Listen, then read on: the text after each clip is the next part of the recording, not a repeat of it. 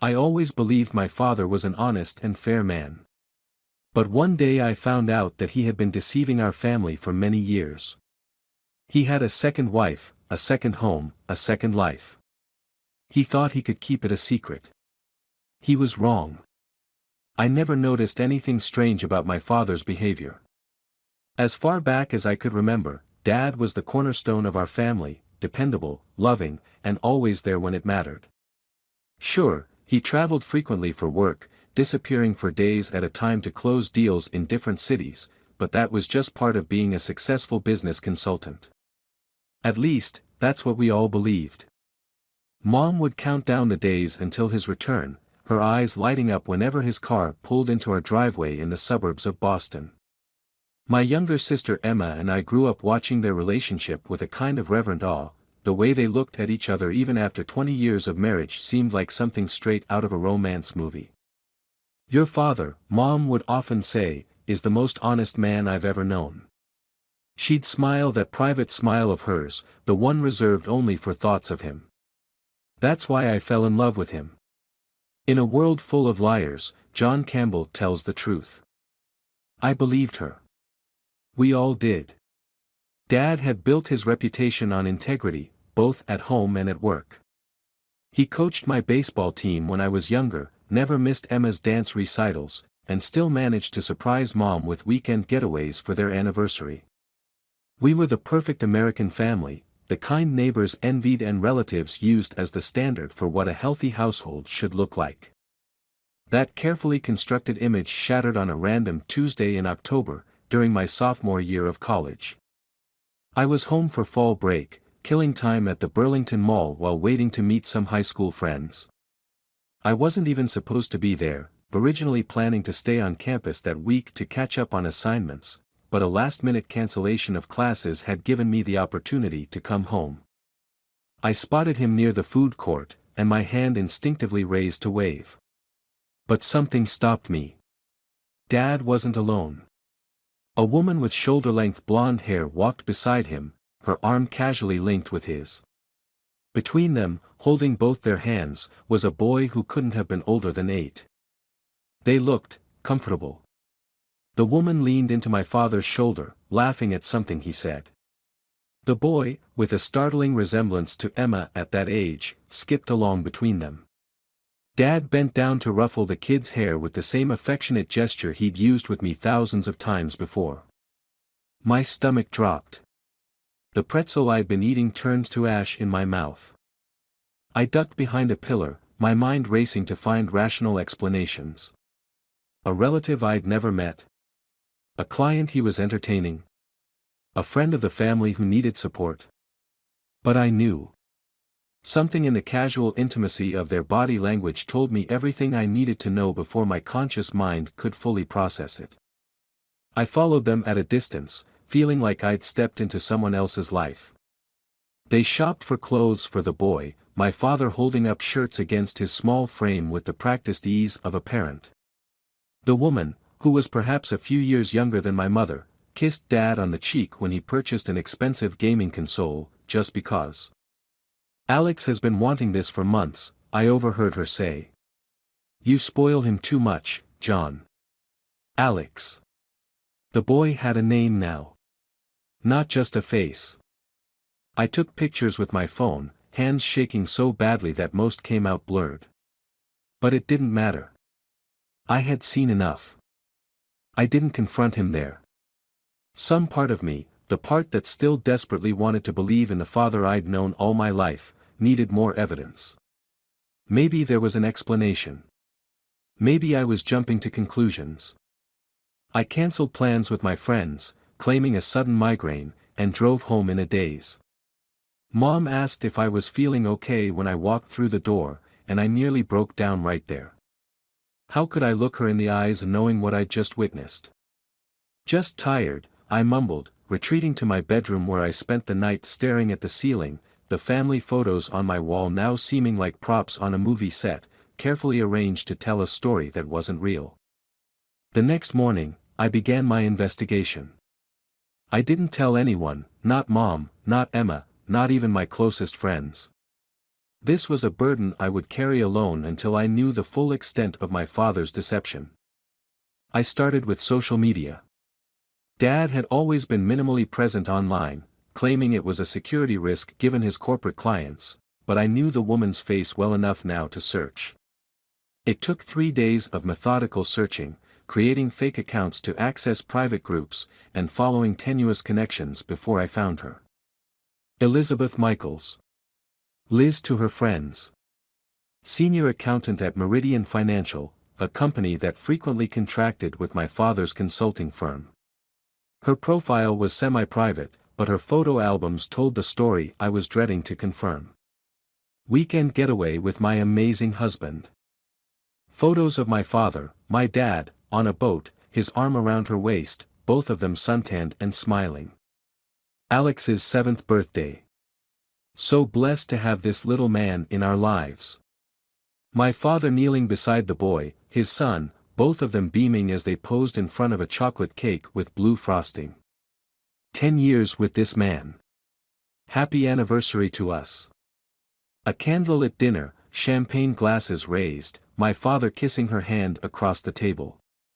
The timestamp showed this was taken just 2 weeks after he and Mom had celebrated their 20th anniversary. 10 years. This wasn't a fling or a midlife crisis. This was a parallel life he had been cultivating for a decade. While he was tucking me in at night and telling me that honesty was the most important virtue a man could have, he was building another family just 30 miles away. I dug deeper. Property records showed he had purchased a house in Salem 5 years ago. Tax returns, which I accessed through morally questionable means, showed he claimed Alex as a dependent under a shell company's benefits plan. He had created an elaborate web of financial arrangements to support both families without raising red flags. The more I uncovered, the more my shock gave way to a cold, calculated anger. This man, who had lectured me over a single lie about a forgotten homework assignment, had orchestrated the most elaborate deception imaginable. And he had been so confident in his ability to maintain this charade that he'd grown careless enough to parade his second family through a mall in the same county where we lived. What truly broke me was discovering that Liz thought Mom and I were dead. According to messages I found, my father had told her that his first wife and son had died in a car accident years ago. Only Emma was real in the story he told. He claimed she was in boarding school in Europe due to emotional issues following the tragic accident. This explained why he could only see them on certain weekends and why his business trips were so frequent and necessary. He had erased our existence to create a clean slate with her. And he had erased her existence to maintain his image with us. I compiled everything, photos, documents, timelines, messages, into a secured folder. For weeks, I debated what to do with this information. The rational part of me knew I should talk to Mom immediately, but something held me back. Perhaps it was fear of what this would do to her, or maybe it was the growing desire to make my father face the full consequences of his actions in the most devastating way possible. Winter break came, and I returned home pretending nothing had changed. I sat across from him at dinner, accepting his questions about school with practiced ease, all while imagining the look on his face when his carefully constructed lives collided. "You seem different, Michael," he said one evening as we watched a basketball game together. "More serious. Growing up, I suppose." I met his eyes, wondering how a man could compartmentalize his life so thoroughly. "Just seeing things more clearly these days, Dad." He nodded approvingly, completely missing the edge in my voice. "That's good. Clarity is important in life." I nearly laughed at the irony. I finally decided to talk to Mom first. Not because it was the right thing to do, but because I needed to know if she had any suspicions. I couldn't bear the thought that she might have known and chosen to look the other way. I chose a Tuesday morning when Dad was supposedly in Chicago for a conference. He wasn't. I had tracked his phone to Salem the night before.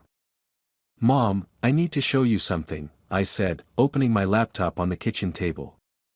"And it's going to hurt." Her face, as I showed her the evidence of Dad's betrayal, remained unnervingly calm. She asked questions with the detached curiosity of someone discussing a stranger's life. When I finished, expecting tears or rage, she simply closed the laptop and stared out the window for a long moment. "He always works late on Thursdays," she finally said, her voice hollow. "Now I know why." "Mom," I reached for her hand, "I'm so sorry." She squeezed my fingers, then straightened her shoulders. "No, I'm sorry that you had to be the one to discover this." Then, with a steadiness that chilled me, "He'll have to tell us himself. All of us. I want to hear him say it." "He'll never admit it unless he's forced to," I said. A strange smile crossed her face. "Then we'll need to force him, won't we?" I had expected to be the architect of my father's downfall, but in that moment, I realized Mom had a capacity for calculated retribution that far exceeded my own. We spent the next 3 hours planning. Dad's 50th birthday was approaching in 2 weeks, an occasion for which Mom had already been organizing a surprise party at the Lafayette, an upscale restaurant downtown. The guest list included family, close friends, and several business associates. "We'll need to modify the invitations," Mom said, her fingers tapping methodically on the table. I watched her transformation with a mixture of awe and trepidation. The warm, forgiving woman who had taught me to always turn the other cheek was gone, replaced by someone with steel in her eyes and ice in her voice. We added 2 names to the guest list, Elizabeth Michaels and Alexander Michaels.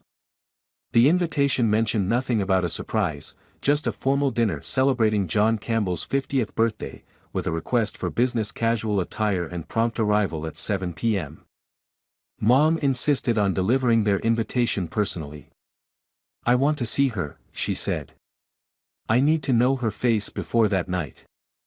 I drove her to Salem on a day we knew my father would be genuinely away at a conference. We sat in the car across from their house, a modest colonial with blue shutters and a well-maintained garden. "It looks like something he would choose," Mom said quietly. "He always liked blue shutters."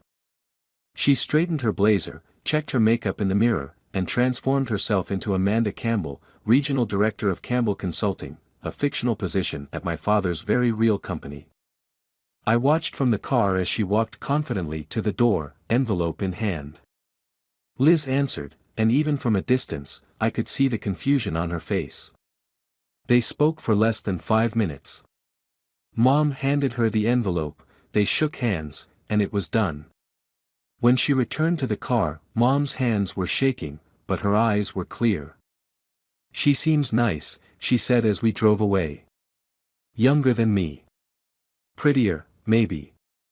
She has no idea who I am." "Are you okay?" I asked. She looked out the window for a long moment.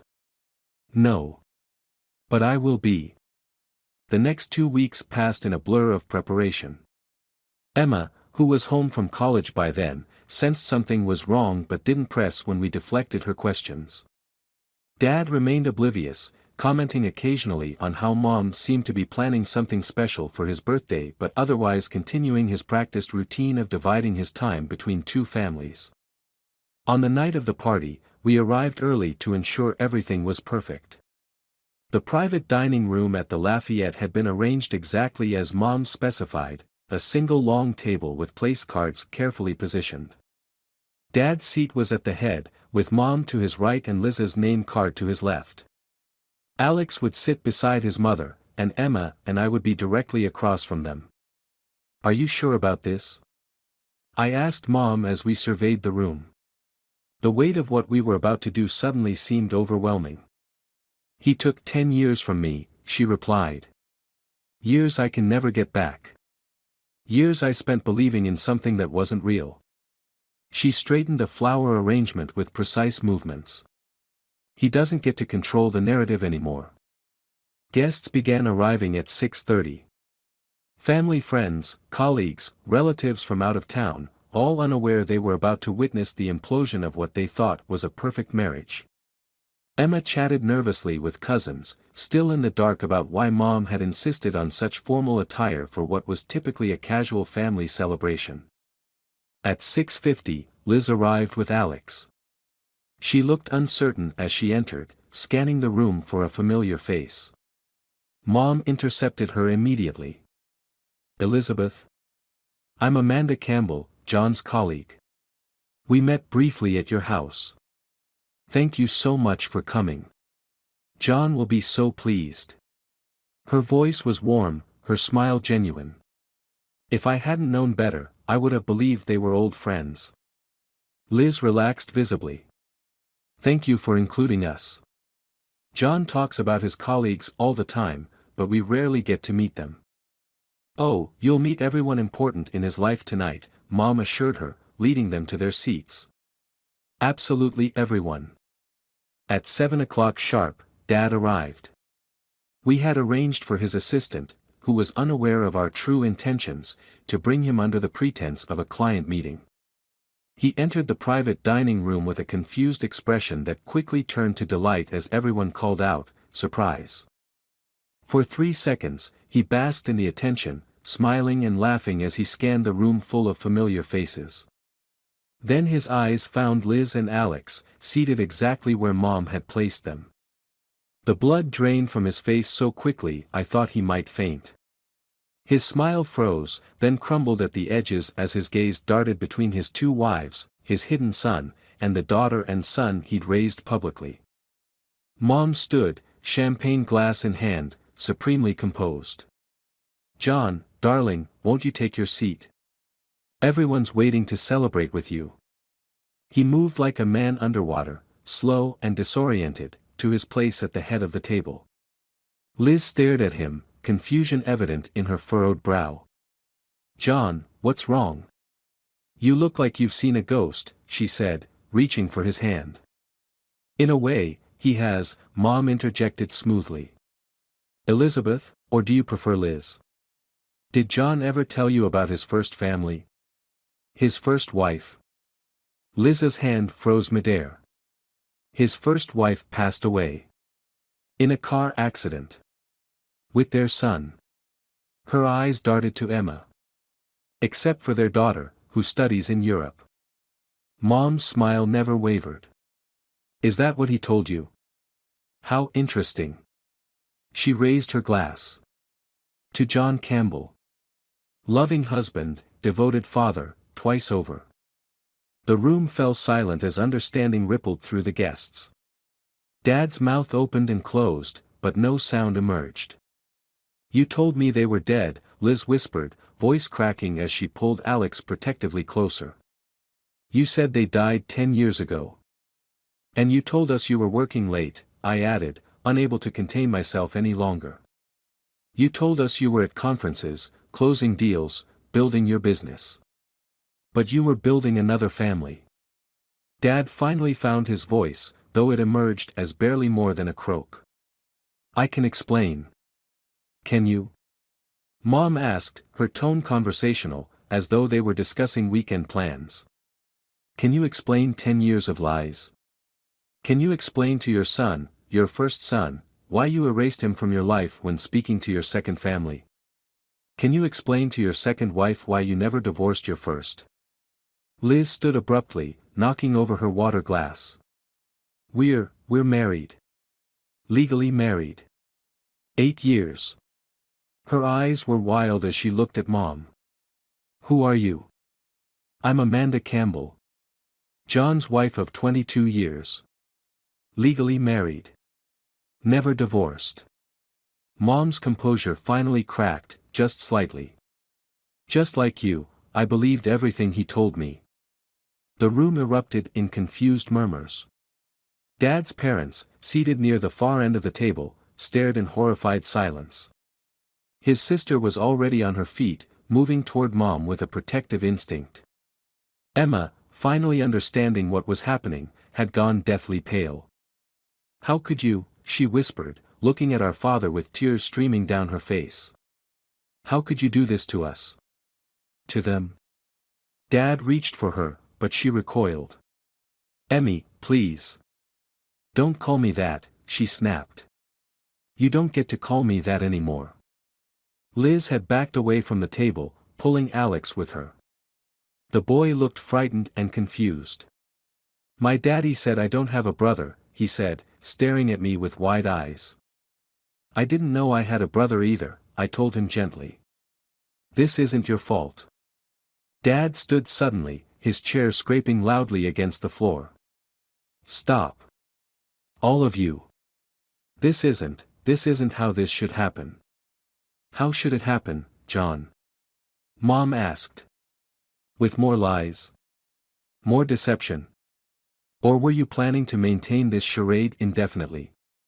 Until one of us died, perhaps. Would you have brought Elizabeth to my funeral? Or taken the children you've denied to hers?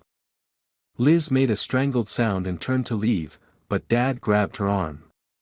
Please, Liz, don't go. I can fix this. She yanked away from him. Fix this. Fix this.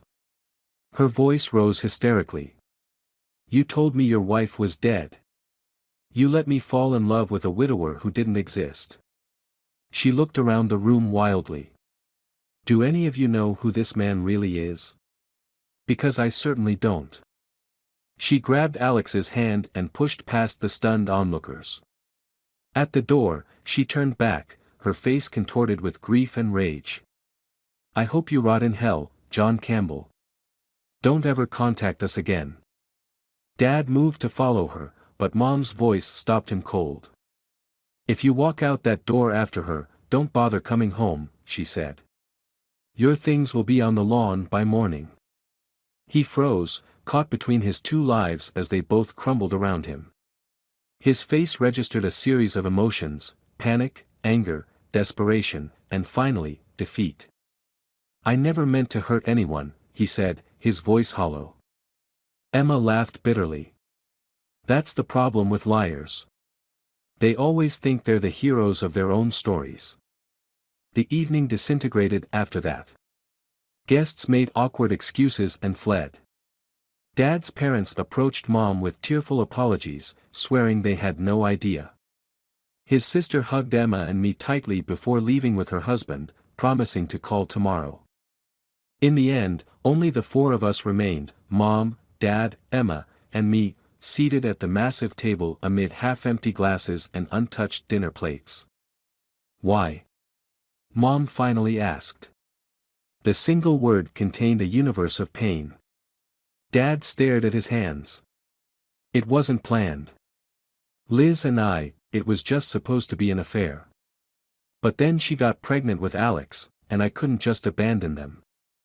I couldn't abandon you either. I loved you all. Love doesn't lie, Emma said, her voice small but fierce. Love doesn't erase people. Love doesn't create victims. We left him there, alone in the wreckage of his duplicity. The restaurant staff hovered uncertainly near the entrance as we walked out, Mom pausing only to hand over her credit card to settle the bill for the party that had turned into a funeral for our family's trust. In the weeks that followed, everything changed. Mom filed for divorce, citing bigamy and fraud. The legal implications of Dad's deception were far-reaching. His second marriage to Liz was invalid, but the emotional and financial entanglements would take years to unravel. Liz refused to speak to any of us, which I understood. In her mind, we were part of the lie, ghosts made flesh who had destroyed her reality. Alex, too young to fully comprehend what had happened, would grow up with a story about his father that would be revised and edited as he matured enough to handle the truth. Dad lost everything, both families, his reputation, and eventually his business as word spread through his professional circles. The man who had seemed invincible, who had juggled two complete lives without dropping a single detail for a decade, was reduced to living in a studio apartment in a different city, sending desperate emails that none of us answered. Some nights, I wonder if our revenge was too complete, too devastating. Other nights, I remember the look on Mom's face when she realized a decade of her life had been built on carefully constructed lies, and I feel no remorse. The truth is, revenge doesn't heal the wounds of betrayal. It doesn't restore trust or rebuild broken families. But it does provide a certain clarity. In forcing my father to face the consequences of his deception, we reclaimed our narrative. We refused to be supporting characters in his elaborate fiction. Was it worth it? I still don't know. Emma rarely speaks of him now. Mom has thrown herself into rebuilding her life with a determination that's both admirable and concerning. And I find myself checking social media profiles of new acquaintances with obsessive thoroughness, always looking for inconsistencies, always afraid of being deceived again. Perhaps the most surprising outcome was an unexpected message I received 6 months after that fateful birthday dinner. It was from Alex, or rather, from Liz's account on his behalf. A simple question from a confused child: "Do you look like me?" I sent a photo of myself at his age. The resemblance was undeniable. We've met twice since then, in neutral locations with both mothers' reluctant permission. There's no guidebook for how to be a half-brother to a child who grew up thinking he was an only son, just as there's no manual for rebuilding trust after it's been shattered by the person who was supposed to protect it. All I know is that secrets have weight. My father carried the burden of his deception for years, believing he could balance indefinitely on the tightrope he'd strung between 2 lives. He was wrong. In the end, it wasn't the lies that destroyed him, it was the truth.